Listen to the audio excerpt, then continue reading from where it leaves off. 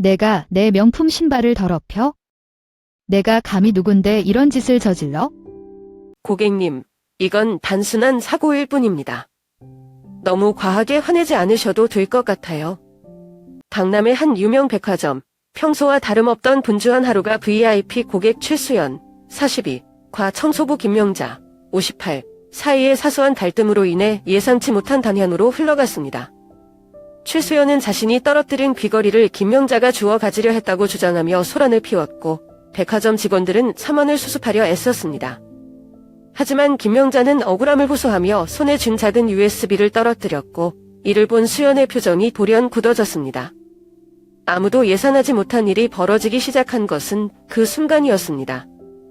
USB를 집어든 김명자는 본능적으로 그것이 중요하다는 것을 느꼈고, 몰래 내용을 확인해보기로 결심했습니다. 그 안에는 최수연의 숨겨진 비밀이 담긴 자료들이 가득했습니다. 최수연은 단순한 VIP 고객이 아니었습니다. 그녀는 백화점 경영진과 공모해 비자금을 조성하고 내부 정보를 불법으로 유출하며 이익을 챙기고 있었습니다. 이 자료가 외부에 유출된다면 백화점의 이미지와 그녀의 사회적 위치가 모두 무너질 것이 분명했습니다. 수연은 이 사실을 알고 초조해하며 김명자를 협박하기 시작했지만 김명자는 쉽게 굴복하지 않았습니다. 김명자는 백화점의 또 다른 직원인 이진우, 27에게 도움을 요청했습니다. 그는 평소 정의감이 강하고 내부의 부당한 일들을 묵인할 수 없었던 청년이었습니다. 두 사람은 위험을 무릅쓰고 USB의 내용을 언론에 제보하기로 결심했습니다. 하지만 최수연은 이미 그들의 움직임을 파악하고 행동에 나섰습니다. 그녀는 고용한 사설 경호팀을 통해 김명자를 추적하며 USB를 되찾으려 했고, 백화점 내부에서도 그들의 움직임을 방해하기 위해 사람들을 매수했습니다. 긴박한 추격전 끝에 김명자와 진우는 가까스로 USB를 안전한 곳에 전달했고, 그 안의 내용은 곧 세상에 공개되었습니다. 최수연의 비리는 대대적으로 폭로되었고, 백화점은 큰 타격을 입었으며 그녀의 완벽해 보였던 삶은 하루아침에 무너졌습니다. 그러나 이 모든 사건의 중심에 있었던 김명자와 진우는 정의를 위해 맞선 자신들의 용기를 자랑스러워했습니다. 이 사건은 단순한 갈등으로 시작되었지만 결국 부패한 권력을 무너뜨린 통쾌한 이야기로 남게 되었습니다. 안녕하세요. 저는 윤아리라고 해요. 올해 28살이고 강남에 있는 유명 백화점의 고급 패션 부서에서 일하고 있어요. 제가 맡고 있는 부서는 항상 화려하고 세련된 분위기가 넘쳐나요. 매일같이 명품 브랜드를 찾는 고객들과의 소통이 제 주요 업무예요. 사람들과 소통하는 일이 좋지만 때로는 그들의 높은 기대치와 까다로운 요구를 맞추는 게 쉽지 않다는 걸 실감하곤 해요. 그날은 유난히 선선했던 10월 중순의 아침이었어요. 여느 때와 마찬가지로 백화점은 오픈 시간부터 손님들로 붐볐어요. 아침 햇살이 유리창을 통해 따뜻하게 스며들고 고객들이 명품 가방과 옷을 하나씩 살펴보는 모습이 익숙하게 펼쳐졌죠. 저는 출근하자마자 제품 진열대를 정리하고 단골 고객 리스트를 점검하느라 바쁜 하루를 시작했어요. 그런데 한참 정신없이 일을 하고 있는데 어디선가 큰 소리가 들리기 시작했어요. 목소리가 커질수록 분위기가 점점 더 이상해지는 게 느껴졌어요. 소리가 나는 쪽을 따라가 보니 화장실 근처였어요. 처음에는 단순한 말다툼일 거라고 생각했는데 가까이 가보니 상황이 더 심각했어요. 그곳에는 초이지현이라는 단골 VIP 고객이 서 있었어요. 그녀는 항상 화려한 옷차림과 자신감 넘치는 태도로 눈에 띄는 사람이었죠. 그런데 그날 그녀는 완전히 다른 모습을 보여주고 있었어요. 그녀의 앞에는 박선혜 씨가 있었는데 나이는 50을 훌쩍 넘긴 분으로 이 백화점에서 오랫동안 청소 업무를 맡아온 분이에요. 지현 씨는 화가 머리끝까지 난 모습으로 크게 소리쳤어요. 내가 내 명품 신발을 더럽혀? 내가 감히 누군데 이런 짓을 저질러? 그녀의 목소리는 백화점 전역에 울려 퍼질 정도로 컸어요. 주위의 고객들과 직원들 모두 숨죽인 채 사만을 지켜보고 있었어요. 박선혜 씨는 머리를 깊게 숙인 채 작게 떨리는 목소리로 계속해서 사과하고 있었어요. 정말 죄송합니다. 제가 미처 신경을 못 썼어요. 그녀의 목소리는 갈수록 작아졌고 그 모습이 제 가슴을 찌르는 듯 아팠어요. 그분은 이곳에서 오랜 시간 묵묵히 일해오신 분으로 늘 성실하고 따뜻한 인상을 남기셨던 분이었거든요. 그런데 지금 그녀는 마치 큰 잘못을 저지른 사람처럼 온몸을 웅크린 채 눈길조차 들지 못하고 있었어요. 저는 순간 발등했어요. 지금 이 상황에서 나서야 할까? 만약 내가 나서서 VIP 고객의 화를 돋운다면 나에게 돌아올 불이익은 어떻게 하지? 고객 서비스 직종에서 일하면서 고객의 기분을 상하게 하는 것은 피해야 할 일이라는 것을 누구보다 잘 알고 있었어요. 하지만 선희 씨의 억울한 모습, 그리고 지현 씨의 과도한 태도를 그냥 지나칠 수 없었어요.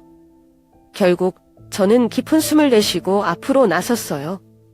고객님, 제가 부드럽지만 단호한 목소리로 말했어요. 이건 단순한 사고일 뿐이에요.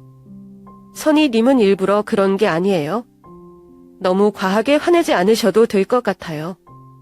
제 말을 들은 지현 씨는 천천히 저를 쳐다보더니 눈매를 좁히며 날카로운 목소리로 물었어요.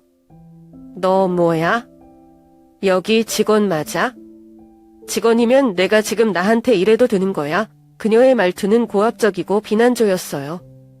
저를 내려다보는 그녀의 시선에서 강한 적대감이 느껴졌어요. 순간적으로 제 머릿속이 복잡해졌어요. 고객을 상대해야 하는 제 입장에서 이 상황을 어떻게 처리해야 할지 혼란스러웠어요. 하지만 한 가지는 분명했어요. 제가 지금 입을 다문다면 선희 씨는 이 상황에서 더 큰 굴욕을 당할지도 모른다는 거였죠. 저는 그녀의 시선을 똑바로 마주하며 말했어요. 저는 이곳의 직원이고 고객님께서 어떤 분이신지도 잘 압니다. 하지만 이런 작은 실수를 너무 크게 부풀리는 건 모두에게 불편한 상황을 만드는 것 같아요. 제 말이 끝나자마자 주변에서 숨죽이고 있던 사람들이 조금씩 웅성거리기 시작했어요. 지현 씨는 담원한 기색을 잠시 보였지만 곧바로 더 큰 목소리로 저를 압박하기 시작했어요. 그래서 내가 지금 나보고 틀렸다고 말하는 거야? 내가 여기서 VIP로 얼마나 많은 돈을 쓰는지 내가 알아? 너 같은 직원이 감히 나한테 훈계하려고 들어. 그녀의 목소리는 한층 더 높아졌고 주변 사람들은 점점 더 호기심 가득한 눈빛으로 사원을 지켜봤어요. 저는 속으로 이제 물러설 수 없다는 생각이 들었어요. 물론 겁이 났지만 여기서 물러난다면 선희 씨는 물론 저 자신에게도 실망할 것 같았어요. 그래서 저는 다시 한번 침착한 목소리로 말했어요. 고객님, 저는 이 상황을 진정시키고 싶을 뿐입니다. 모두가 조금씩 양보하면 좋을 것 같아요. 하지만 지현 씨는 전혀 물러설 기미가 보이지 않았어요. 그녀는 더욱 격앙된 목소리로 말했어요. 좋아, 내가 그렇게 나오면 오늘 내가 너랑 이 청소부 둘 다 잘리게 만들 테니까 두고 봐. 지현 씨는 갑자기 그녀의 값비싼 가방을 바닥에 던졌어요. 가방이 떨어지는 소리와 함께 분위기는 순식간에 더 긴장감으로 가득 찼어요. 내가 이 가방을 본 적 있어? 이것만 해도 몇백만 원이야? 그런데 너희 같은 사람들이 나를 이렇게 무시해? 당장 부산하지 않으면 너랑 이 청소부들 다 직장을 잃게 될 거야. 그녀의 목소리는 이미 화를 넘어선 분노와 조롱이 뒤섞여 있었어요. 그 말을 들은 순간 주변의 공기가 더욱 무거워졌어요. 사람들은 한 발짝씩 물러나며 사원을 지켜보기만 했어요. 누구도 감히 끼어들지 않았어요. 아마도 VIP 고객을 건드리는 것이 얼마나 위험한지 모두 알고 있었기 때문일 거예요. 저는 가슴이 두근거렸지만 제 안에서는 무언가 뜨겁게 끓어오르고 있었어요. 그때 매장 매니저가 급히 달려왔어요. 그는 상황을 파악하자마자 담원한 표정을 지으며 저를 보더니 낮고 조심스러운 목소리로 말했어요. 나리 씨, 지금 이 상황을 더 이상 키우지 않는 게 좋겠어요. VIP 고객님이신데 얼른 사과하세요. 그러면 이 일은 조용히 끝날 수 있을 거예요. 매니저의 말은 저를 더 혼란스럽게 만들었어요. 제가 잘못한 건 없는데 왜 사과해야 할까요? 선희 님도 단순히 실수한 것뿐인데 왜 우리가 이렇게까지 굴욕을 당해야 하죠? 하지만 저는 매니저의 말 속에서 분명한 압박감을 느꼈어요. 사과하지 않으면 더 큰 문제가 생길 거라는 경고처럼 들렸거든요. 순간 머릿속이 복잡해졌어요. 여기서 사과를 하면 모든 게 끝날까? 아니면 더 큰 일을 막을 수 있을까? 하지만 선희님을 생각하면 차마 고개를 숙일 수 없었어요. 그녀는 이미 너무 많은 굴욕을 겪고 있었어요. 그녀의 떨리는 손, 죄송하다고 반복하던 그 낮은 목소리가 제 마음을 찌르고 있었어요. 결국 저는 매니저를 향해 조용히 말했어요. 죄송합니다. 하지만 저는 사과할 수 없습니다. 선희님이 잘못한 게 아니니까요. 이건 단순한 사고일 뿐이고 고객님께서 너무 과하게 반응하신 것 같아요. 매니저의 표정이 순식간에 굳어졌어요. 그는 담원한 기색으로 제 말을 듣더니 작게 한숨을 내쉬었어요. 나리 씨, 이게 얼마나 큰 문제를 불러올지 정말 모르겠어요. 고객님이 불쾌하면 우리 매장 전체가 타격을 입을 수도 있어요. 하지만 저는 더 이상 물러설 수 없었어요. 저는 선희님을 보호하고 싶었어요. 그녀가 이 상황에서 더 이상 상처받지 않도록 막아야 한다는 책임감을 느꼈어요. 매니저님, 저도 매장의 평판을 중요하게 생각합니다. 하지만 이 상황은 고객님께서 지나치게 과민 반응을 보이시는 거라고 생각합니다. 선희님이 잘못한 게 없다면 우리가 그 사실을 밝히고 그녀를 보호해야 하는 게 맞지 않을까요? 제 목소리가 점점 떨렸지만 말할 때마다 제 안에서 용기가 샘솟는 걸 느꼈어요. 주위 사람들은 저를 바라보며 더 큰 관심을 보이기 시작했어요. 몇몇 고객들은 작은 목소리로 저 직원이 옳은 말 하는 것 같은데 라며 속삭였어요. 하지만 지현 씨는 여전히 분노를 참지 못한 채 저를 노려봤어요. 그녀는 한 걸음 다가와 저를 위아래로 훑어보며 비웃듯 말했어요. 좋아, 그럼 내가 얼마나 용감한지 한번 보자고. 내가 이 모든 걸 담당할 수 있는지 내가 확인해줄게. 그 순간 저는 내 선택이 가져올 결과를 생각하지 않을 수 없었어요. 하지만 그 선택을 후회할 생각은 없었어요. 제가 느낀 것은 단 하나였어요. 옳은 일을 하는 데는 이유가 필요 없다. 이렇게 저는 한 발자국도 물러서지 않았고 그로 인해 더 복잡하고 위험한 사건이 기다리고 있을 거라는 걸 직감했어요. 모든 사람들이 떠나고 나서도 저는 이상한 기분을 떨칠 수 없었어요. 지현 씨가 화를 내며 바닥에 던진 가방이 신경 쓰였어요. 처음에는 단순히 화가 나서 그런 행동을 했다고 생각했지만 뭔가 더 복잡한 게 있다는 느낌이 자꾸 들었어요. 그때 문득 지현 씨가 던진 가방 근처에서 작은 물체가 반짝이는 것을 발견했어요. 자세히 보니 그건 USB였어요. 반짝이는 금속 케이스가 고급스럽게 보였고 누군가 소중히 다루던 물건 같았어요. 순간 망설였지만 저는 조심스럽게 그것을 집어들었어요. 처음에는 단순히 USB를 잃어버린 사람에게 돌려줘야겠다고 생각했어요. 하지만 그 순간 직감적으로 이게 단순한 물건이 아니라는 생각이 들었어요. 주위에는 아무도 없었고 USB를 주운 저만이 그것의 존재를 알고 있었어요. 호기심이 저를 이끌었어요. 저는 몰래 직원 휴게실로 들어가 USB를 노트북에 꽂아보기로 했어요. 노트북 화면에 나타난 폴더는 단순하지 않았어요.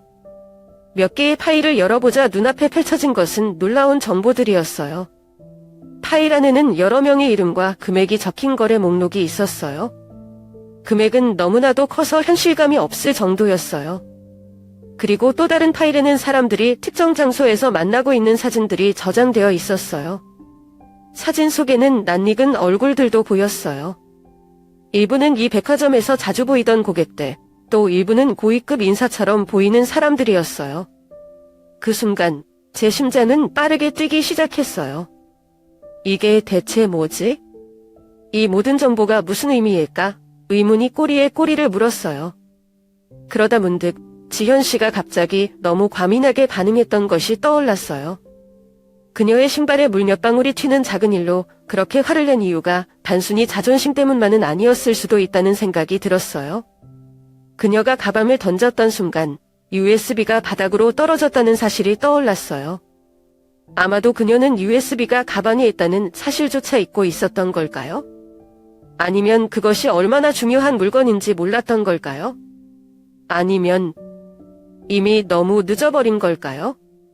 저는 파일을 더 자세히 살펴보기 시작했어요. 문서들 사이에서 특정한 이름이 반복적으로 나타나는 것을 발견했어요. 그 이름들은 이 백화점과 연관된 사람들이었고 그들 중 몇몇은 고객 리스트에도 올라있는 VIP들이었어요. 모든 것을 확인하면서 저는 점점 더 확신하게 되었어요. 이 USB에 저장된 정보는 단순한 개인 자료가 아니었어요. 이건 불법 거래와 비밀스러운 활동들을 폭로할 수 있는 강력한 증거였어요. 그리고 지현 씨는 이 모든 것과 깊이 연관되어 있는 것 같았어요. 저는 USB를 손에 쥔 채 멍하니 서 있었어요. 이걸 어떻게 해야 할지 머릿속이 점점 복잡해졌어요. 경찰에 신고해야 할까? 아니면 이걸 그냥 모른 척하고 돌려줘야 할까? 하지만 그게 지현 씨의 손에 들어가면 모든 게 다시 은폐될 것 같은 두려움이 있었어요. 그러면서도 제가 이 일을 더 깊이 파헤치면 어떤 위험이 기다리고 있을지 알 수 없었어요. 고민에 빠져 있을 때 등 뒤에서 묘한 인기척이 느껴졌어요. 저는 얼른 몸을 돌렸어요. 그리고 그곳에 서 있는 낯선 남자를 보게 되었어요. 그는 키가 크고 단정한 옷차림을 하고 있었지만 왠지 모를 위협적인 분위기를 풍기고 있었어요. 그는 다가와 무표정한 얼굴로 낮고 차분한 목소리로 물었어요. 지현 씨 가방에서 뭔가 떨어진 걸 보지 못했습니까? 그 질문이 끝나는 순간 제 심장은 크게 요동쳤어요. 그가 무슨 말을 하는지 알고 있다는 느낌이 들었어요. 저는 최대한 침착하려고 했지만 떨리는 목소리가 들키지 않을까 걱정되었어요. 아니요. 저는 못 봤는데요. 저는 짧게 대답하고 고개를 저었어요. 하지만 그의 날카로운 눈빛은 저를 꿰뚫어 보는 것 같았어요. 그의 눈은 마치 거짓말을 단파하려는 듯했고 그 순간 저는 제 몸이 얼어붙는 것을 느꼈어요. 그는 잠시 저를 뚫어지게 바라보다가 고개를 약간 갸웃하며 천천히 입을 열었어요. 확실합니까? 정말 아무것도 못 봤어요. 그의 목소리는 여전히 낮았지만 그 안에 은근한 위협이 담겨 있었어요. 저는 최대한 자연스럽게 행동하려고 애썼어요. 네, 정말이에요. 제가 가방 근처에서 뭔가를 보지 못했어요. 제 말이 끝나자 그는 조금 더 다가왔어요. 그의 발소리가 복도에 울릴 때마다 제 심장이 더 빠르게 뛰었어요. 그 순간 저는 직감했어요. 이 사람이 단순히 지나가던 사람이 아니라는 것을요. 그는 분명히 무언가를 찾고 있었고 그게 바로 제가 가진 USB라는 걸 알고 있는 듯했어요. 그는 잠시 저를 가만히 응시하더니 갑자기 미소를 지었어요. 하지만 그 미소는 전혀 친절하지 않았어요. 오히려 제게 경고를 보내는 것처럼 느껴졌어요. 알겠습니다. 혹시라도 뭔가 발견하게 되면 꼭 알려주세요. 그는 그렇게 말하고 천천히 뒤돌아 걸어갔어요. 그가 사라진 뒤에도 저는 한참 동안 그 자리에 얼어붙은 채로 서 있었어요. 등 뒤로 식은땀이 흘렀고 다리가 떨리는 걸 멈출 수가 없었어요. 그의 눈빛과 말투는 분명히 저를 경고하고 있었어요.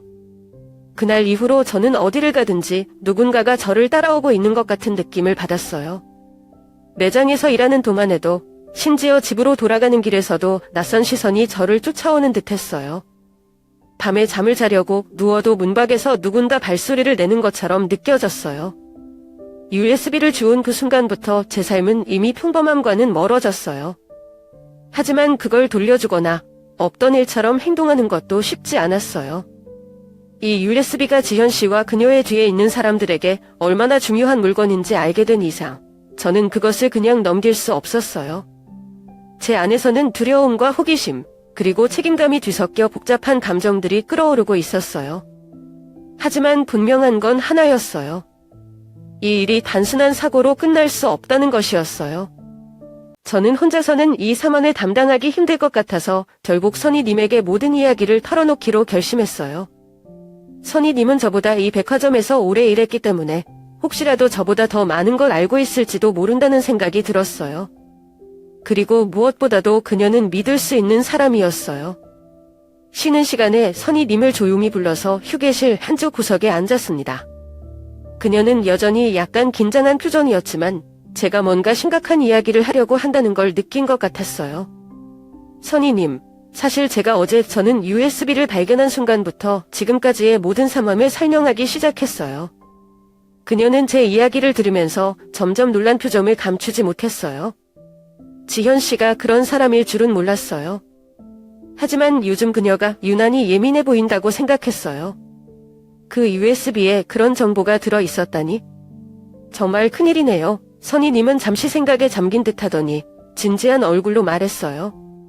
나리 씨, 이건 단순히 우리가 다룰 수 있는 일이 아닐지도 몰라요. 조심해야 해요.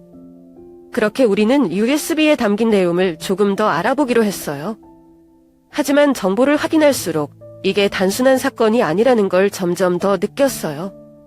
특정 이름과 장소, 거래 내역이 너무나 구체적이었고 이 모든 것이 우연일 수는 없었어요. 그러던 중 갑자기 문 밖에서 발소리가 들렸어요. 처음에는 단순히 다른 직원들이 지나가는 소리라고 생각했지만 그 발소리는 점점 우리 쪽으로 가까워지고 있었어요. 그리고 문이 살짝 열리며 낯선 남자들이 나타났어요. 그들은 검은 정장을 입고 있었고 표정은 차갑고 무뚝뚝했어요. 거기 멈춰요. 그들 중 한 명이 낮고 위협적인 목소리로 말했어요. 그의 손짓은 우리가 가지고 있는 USB를 내놓으라는 뜻임이 분명했어요. 저는 가슴이 두근거리며 USB를 손에 꼭 쥐었어요. 하지만 선희님은 침착함을 잃지 않고 저를 팔꿈치로 가볍게 찔렀어요. 그녀는 조용히 제게 고개를 끄덕이며 다른 쪽 문을 가리켰어요. 우리는 눈빛으로 모든 것을 이해했어요. 그리고 그 순간 저는 그녀를 따라 최대한 빠르게 움직였어요. 남자들이 우리를 쫓아오기 시작했어요. 매장의 좁은 복도를 달리며 뒤에서 들려오는 발소리와 거친 숨소리가 점점 더 가까워지는 게 느껴졌어요. 저쪽으로 가요. 선희님이 작게 외치며 매장 뒤쪽 창고로 이어지는 문을 열었어요. 우리는 서둘러 문을 닫고 숨을 고르며 안쪽으로 들어갔어요.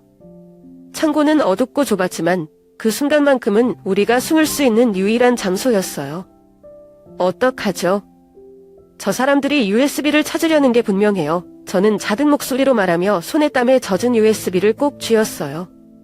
선희님은 숨을 고르며 말했어요. 우선 여기서 조용히 있어요. 발소리가 멀어질 때까지 기다렸다가 움직여야 해요. 문 밖에서 여전히 발소리가 들렸어요. 그들은 우리가 어디로 갔는지 찾으려고 창고 근처를 서성이는 것 같았어요. 심장이 터질 것 같았지만 최대한 소리를 내지 않으려고 숨을 죽였어요. 선희님과 저는 서로를 바라보며 묵묵히 버티고 있었어요. 우리는 창고 안에서 숨을 죽인 채 한참을 버티고 있었어요. 밖에서 들려오는 발소리는 점점 멀어졌지만 여전히 완전히 안심할 수는 없는 상황이었어요. 선희님과 저는 눈빛으로 조심하자는 신호를 주고받으며 최소한의 소리로 움직였어요. 하지만 이 상태로는 오래 버틸 수 없다는 걸 알았어요. 더 이상 도망칠 곳도 없었고 이 USB를 안전하게 지키기 위해 뭔가 조치를 취해야 했어요. 결국 저는 손에 꼭 쥐고 있던 휴대폰을 꺼냈어요. 심장이 두근거렸지만 경찰에 신고하는 것 외에는 방법이 없다고 생각했어요. 휴대폰 화면을 보며 떨리는 손가락으로 경찰 번호를 누르려는 순간 창고 문이 갑자기 열렸어요. 저는 순간적으로 얼어붙었어요. 머릿속이 하얘지고 그 자리에 굳은 채로 누군가 들어오는 모습을 바라봤어요. 그 사람은 정장을 입고 있었지만 아까 우리를 쫓아오던 남자들과는 달랐어요. 익숙한 얼굴이었어요. 그는 바로 전민규 씨, 매장의 보안팀에서 일하는 동료였어요. 평소에는 크게 주목받지 않는 조용하고 묵묵한 사람이었기 때문에 이런 상황에서 나타난 것이 의외였어요. 처음에 저는 민규 씨를 보고 당황했어요. 혹시 그도 지현 씨의 사람일까? 만약 그가 우리를 위협하는 사람들과 같은 편이라면 더 이상 도망칠 곳도 없었어요. USB를 손에 쥔 채로 저는 긴장하며 민규 씨를 쳐다봤어요. 그는 우리를 잠시 바라보더니 낮은 목소리로 말했어요. 괜찮아요. 저도 지현 씨의 행동을 의심하고 있었어요. 당신들만 위험한 게 아니에요. 저도 한동안 그녀를 주시하고 있었거든요. 저는 그의 말이 믿기지 않았어요. 정말이에요? 왜 지금까지 아무 말도 하지 않았나요? 제 목소리에는 경계심이 묻어 있었어요. 민규 씨는 한숨을 내쉬며 창고 문을 조용히 닫고 말했어요. 사실 그녀가 VIP로 이곳에 왔을 때부터 뭔가 이상하다고 느꼈어요. 그녀 주변에 나타나는 사람들, 그리고 그녀가 남긴 기록들, 다 이상했어요. 하지만 아무런 증거가 없었기 때문에 기다리고 있었어요. 그러다 오늘 당신들이 USB를 가지고 있다는 걸 알게 됐죠. 그의 말을 들으니 조금씩 퍼즐 조각이 맞춰지는 것 같았어요. 민규 씨는 우리가 가진 USB가 중요한 단서라는 걸 알고 있었고, 그래서 지금 우리를 도우려 온 거였어요. 지금 이 USB는 우리가 처리할 수 없는 일이에요. 경찰에 넘겨야 해요. 하지만 그 전에 확실히 증거를 보존하고 지현 씨의 사람들에게 들키지 않아야 해요. 민규 씨의 목소리는 단호했어요. 그는 더 이상 물러설 수 없다는 듯한 표정을 짓고 있었어요. 그 순간 저는 그를 믿기로 결심했어요. 민규 씨의 눈빛에는 진심이 담겨 있었고 그는 우리 편이라는 확신이 들었어요. 선희 님도 고개를 끄덕이며 동의했어요. 좋아요. 그럼 지금 어떻게 해야 할까요? 저는 조용히 물었어요. 민규 씨는 손목시계를 보며 말했어요. 여기서 더 이상 머물러서는 안 돼요. 창고 뒤편에 있는 직원 전용 통로로 나가야 해요. 그리고 그 USB를 제가 맡을게요. 제가 안전한 곳으로 옮겨놓고 경찰과 연락할 방법을 찾아볼게요. 그의 계획은 논리적이었지만 USB를 넘기는 건 여전히 망설여졌어요. 그 USB는 우리가 지키고 있는 유일한 증거였으니까요. 하지만 지금 상황에서는 그를 믿고 따르는 것밖에 다른 선택이 없었어요. 우리는 민규 씨를 따라 조용히 창고를 빠져나왔어요. 복도를 따라 움직이는 동안도 마음은 여전히 불안했어요. 누군가 우리를 다시 발견할지도 모른다는 두려움이 머릿속에서 떠나지 않았어요. 하지만 이상하게도 민규 씨가 앞장서서 길을 안내하는 동안 마음 한구석에 조금의 안도감이 생겼어요. 그의 결단력과 침착한 태도는 우리에게 희망을 주는 것 같았어요. 그리고 저는 확신했어요. 지금부터는 혼자가 아니라고요. 민규 씨와 함께라면 이 복잡하고 위험한 상황을 조금 더 견딜 수 있을 것 같았어요. 민규 씨의 도움으로 우리는 긴급히 계획을 세우기 시작했어요. 지현 씨와 그녀의 사람들을 어떻게든 유인해서 그들의 행동을 증거로 남길 방법이 필요했어요. 하지만 이 모든 과정은 위험천만한 일이었어요. 그녀가 얼마나 강력한 배경을 가지고 있을지, 또 어떤 수단을 사용할지 전혀 알 수 없었기 때문이에요. 가장 중요한 건 우리가 안전하게 증거를 확보하고 그들을 잡을 수 있도록 경찰과 협력하는 거예요. 지현 씨를 직접 상대하려고 하면 오히려 위험해질 수 있어요. 민규 씨는 단호한 목소리로 말하며 우리를 설득했어요.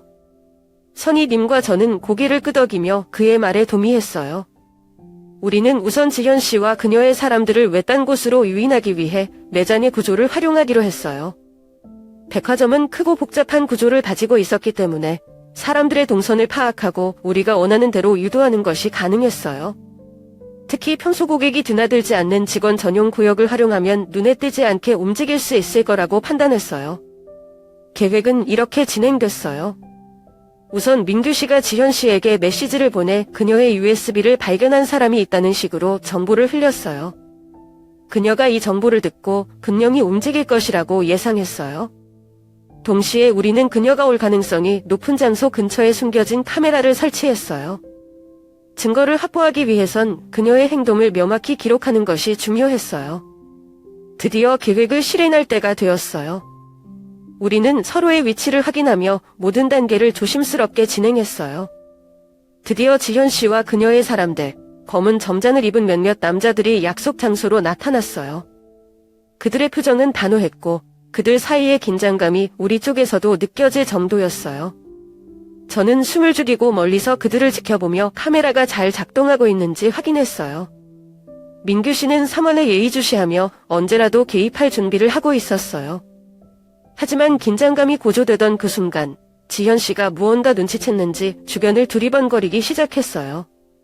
뭔가 이상해요. 그녀의 말에 따라 주변 사람들이 신경을 곤두세웠어요. 그리고 그녀의 시선이 우리가 설치한 카메라 방향으로 향했을 때 우리는 긴장감이 극도로 높아지는 것을 느꼈어요. 그녀가 우리의 함정을 알아차린 것이 분명했어요. 지현 씨는 갑자기 자리에서 일어나며 외쳤어요. 너희들이 이걸 계획한 거야? 감히 나를 함정에 빠뜨리려 했다고. 그녀의 목소리는 날카로웠고 그녀의 주변 사람들이 그녀를 둘러싸며 우리를 경계하기 시작했어요. 그녀는 우리 쪽으로 다가오며 말했다. USB를 당장 내놔. 그렇지 않으면 너희들이 이 세상에서 영원히 사라지게 만들어줄 거야. 그녀의 말투와 표정은 정말로 위협적이었어요. 저는 그 순간 그녀가 단순히 협박하는 것이 아니라 실제로 실행에 옮길 수도 있다는 두려움을 느꼈어요. 저는 손에 USB를 꼭 쥔 채로 뒷걸음질 쳤어요. 하지만 제 머릿속은 이미 혼란스러웠어요. 이걸 그녀에게 넘겨야 할까? 아니면 끝까지 버텨야 할까? 시간이 멈춘 듯 느껴지는 그 짧은 순간 민규 씨가 나섰어요. 지현 씨, 여기서 끝내는 게 좋을 겁니다. 지금까지 당신이 해온 모든 일이 이미 기록되었습니다. 이 USB는 경찰에 전달될 예정이고 이제 더 이상 도망칠 곳도 없습니다. 그의 목소리는 단호하고 흔들림이 없었어요. 지현 씨는 민규 씨의 말을 듣고 잠시 멈칫했지만 이내 미소를 지으며 말했다. 아직도 내가 누군지 모르는 모양이네. 경찰? 좋지. 그런데 경찰이 과연 나를 잡을 수 있을까? 그녀는 여유 있는 태도를 보였지만 그 눈빛 속에는 분명 초조함이 엿보였어요. 지현 씨가 우리를 향해 위협적인 태도를 보이는 순간 저는 온몸이 얼어붙은 듯한 공포를 느꼈어요. 그녀의 사람들, 검은 점장을 입은 남자들이 천천히 우리 쪽으로 다가왔고 긴장감은 한층 더 고조되었어요. 그 순간 민규 씨가 제 앞으로 서서 단호한 목소리로 말했어요. 한 발짝만 더 다가오면 경찰을 부를 겁니다. 하지만 지현 씨는 여전히 여유로운 표정을 지으며 웃었어요. 경찰이 올 때까지 얼마나 걸릴 것 같아? 그리고 너희가 여기서 무사히 나갈 수 있을 거라고 생각해. 그녀의 말이 끝나자마자 그녀의 사람들 중 한 명이 민규 씨를 향해 빠르게 다가왔어요. 그 순간 모든 것이 빠르게 움직였어요. 민규 씨는 저를 뒤로 물리며 그들과 맞섰어요. 그는 우리를 보호하려고 필사적으로 몸을 날렸지만 그 과정에서 어깨를 심하게 다쳤어요. 그는 통증에 얼굴을 찡그리면서도 끝까지 지현 씨의 사람들을 막아내려고 했어요. 저는 그 장면을 보면서 너무나 무력감을 느꼈어요. 아무것도 할 수 없다는 생각에 손이 떨리고 있었어요. 하지만 동시에 우리가 가지고 있는 USB가 이 삼원을 끝낼 열쇠라는 걸 알았기 때문에 꼭 지켜야 한다는 생각이 들었어요. 그때 멀리서 경찰차의 사이렌 소리가 들리기 시작했어요. 그 소리는 마치 우리에게 다가오는 희망 같았어요. 지현 씨와 그녀의 사람들도 그 소리를 듣고 담원한 표정을 지었어요. 그녀는 주변을 두리번거리며 조급하게 명령했어요. 얼른. 여기서 나가야 해. 하지만 경찰은 이미 건물 주변을 포위하고 있었어요. 경찰들이 우리 위치로 빠르게 몰려오며 삼원을 정리하기 시작했어요. 지현 씨는 끝까지 저항하려 했지만 경찰은 그녀를 제압하며 수갑을 채웠어요. 그녀의 사람들도 모두 붙잡혔고 이 모든 상황이 마침내 끝난 것처럼 느껴졌어요. 그 순간 저는 USB를 손에 꼭 쥐고 있는 제 자신을 깨달았어요. 이 작은 물건 하나가 이렇게 큰 사건을 해결할 단서가 되었다는 사실이 믿기지 않았어요. 경찰은 우리가 가진 USB를 증거물로 받아갔고 민규 씨와 저는 경찰에게 상황에 대해 상세히 설명했어요. 지현 씨는 경찰차에 태워지면서도 우리를 향해 차가운 눈빛으로 말했어요. 이게 끝났다고 생각하지 마. 너희가 뭘 건드렸는지 아직 모르는 것 같군. 그녀의 말은 위협적으로 들렸지만 그 순간 저는 두려움보다 안도감이 더 컸어요. 민규 씨는 부상에도 불구하고 제 옆에서 끝까지 자리를 지켰어요. 그는 경찰 조사 과정에서도 침착하게 증언했고 우리가 겪었던 모든 일을 하나하나 설명했어요. 경찰은 USB에 담긴 정보를 검토하며 이 사건이 단순한 개인 범죄가 아니라 더 큰 조직과 관련되어 있을 가능성이 높다는 점을 지적했어요. 마침내 모든 것이 정리된 후 저는 깊게 한숨을 내쉬며 하늘을 올려다봤어요. 한편으로는 두려움과 긴장이 풀려서 안도감이 들었지만 다른 한편으로는 우리가 이 모든 일을 겪으면서 얼마나 큰 위험 속에 있었는지 실감하게 되었어요. 그리고 무엇보다도 민규 씨가 제 옆에서 저를 끝까지 지켜준 것이 너무 고마웠어요. 그는 자신의 부상에도 불구하고 우리를 보호하려고 최선을 다했어요. 저는 그를 바라보며 조용히 말했어요. 정말 감사합니다. 당신이 없었다면 이 모든 걸 견딜 수 없었을 거예요. 그는 미소를 지으며 말했어요. 저도 같은 생각이에요. 하지만 아직 끝난 게 아니에요. 이제 시작일 뿐이에요. 우리가 이 사건을 통해 알게 된 진실을 더 밝혀내야 해요. 그의 말은 결단력과 희망으로 가득 차 있었어요. 그날 이후 지현 씨와 그녀의 조직이 저지른 일들이 하나씩 밝혀지기 시작했어요. 그리고 저는 이 경험을 통해 더 이상 두려움에 휘둘리지 않기로 결심했어요. 진실을 밝히고 잘못된 것을 바로잡는데 제 힘을 쓰기로요. 이 모든 것은 저에게 새로운 시작을 의미했어요. 모든 일이 끝난 후 저는 한동안 현실감을 느낄 수 없었어요. 사건이 해결되었지만 그 과정에서 겪었던 일들이 제 마음에 깊은 흔적을 남겼어요. 지현 씨와 그녀의 조직이 경찰에 체포된 후 백화점은 다시 평온을 되찾았지만 제 일상은 더 이상 예전과 같지 않았어요. 며칠 후 매장 매니저가 저를 불렀어요. 그는 저를 칭찬하면서도 안타까운 표정을 지으며 말했어요. 나리 씨, 이번 사건에서 당신이 보여준 용기는 정말 대단했어요. 하지만 매장 운영에 혼란이 있었던 것도 사실이에요. 본사에서 잠시 휴직을 권유했으니 당분간 쉬면서 재충전하는 시간을 가지면 좋겠어요. 그 말을 듣는 순간 복잡한 감정이 몰려왔어요. 제가 한 행동이 옳았다고 믿었지만 그 결과로 일을 쉬어야 한다는 사실은 마음 한구석에 아쉬움을 남겼어요. 하지만 저는 그저 고개를 끄덕이며 받아들였어요. 어쩌면 이번 기회에 그동안의 일을 되돌아보고 앞으로 나아갈 방향을 생각해보는 것도 필요하다고 느꼈거든요. 한편 선희님은 이번 일을 계기로 많은 사람들의 존경과 응원을 받게 되었어요. 매장에서 일하던 동료들은 그녀가 얼마나 성실하고 따뜻한 사람인지 다시 한번 알게 되었고 그녀를 향한 시선도 달라졌어요. 하지만 그녀는 저를 찾아와 조용히 말했어요. 나리 씨, 이번 사건 덕분에 제 삶을 다시 생각해보게 되었어요. 이제는 이곳을 떠나 새로운 시작을 해보려고 해요. 저는 그녀의 결심을 응원하며 진심으로 축하했어요. 그녀는 그동안 너무 많은 것을 참으며 살아왔고 이제는 자신만을 위한 삶을 살 자격이 있었으니까요. 그녀는 마지막 날 저에게 손을 꼭 잡으며 말했어요. 나리 씨, 당신 덕분에 저는 용기를 낼 수 있었어요. 정말 고마워요. 그 말은 저를 깊이 울렸어요. 제가 한 작은 행동이 누군가의 인생을 변화시킬 수 있다는 사실이 놀랍고 동시에 무척이나 뿌듯했어요. 그리고 민규 씨와의 대화는 또 다른 시작을 의미했어요. 어느 날 그는 저를 찾아와 말했어요. 나리 씨, 이번 일을 통해 많은 것을 배웠어요. 세상에는 아직도 밝혀지지 않은 불공정한 일이 많아요. 저와 함께 그런 일들을 더 조사해보는 게 어때요? 그의 말은 제 마음을 크게 흔들었어요. 저는 처음에 망설였지만 곧 그의 제안에 동의했어요. 이번 사건을 겪으면서 용기란 단지 한순간의 선택이 아니라 계속해서 옳은 일을 하는 과정임을 깨달았거든요. 이후로 저는 민규 씨와 함께 작은 탐정 같은 일을 시작했어요. 처음에는 주변의 작은 사건들을 조사하며 억울한 사람들을 돕는 데 집중했어요. 그렇게 작은 발걸음을 내디디면서도 제 안에서 새로운 자신감을 느낄 수 있었어요. 돌아보면 이번 사건은 제게 단순한 시련이 아니라 제 인생의 방향을 완전히 바꾼 계기가 되었어요. 용기가 꼭 대단한 영웅만의 것이 아니라 작은 행동으로도 누군가에게 큰 변화를 줄 수 있다는 걸 배웠어요. 그리고 이제는 그 용기를 바탕으로 더 많은 사람들에게 희망과 변화를 줄 수 있기를 바라고 있어요. 그날 이후로 제 삶은 더 이상 이전과 같지 않았어요. 매일 새로운 도전과 배움이 있었고 그 속에서 저는 점점 더 단단해지고 있었어요. 이 모든 것은 단지 시작에 불과했어요.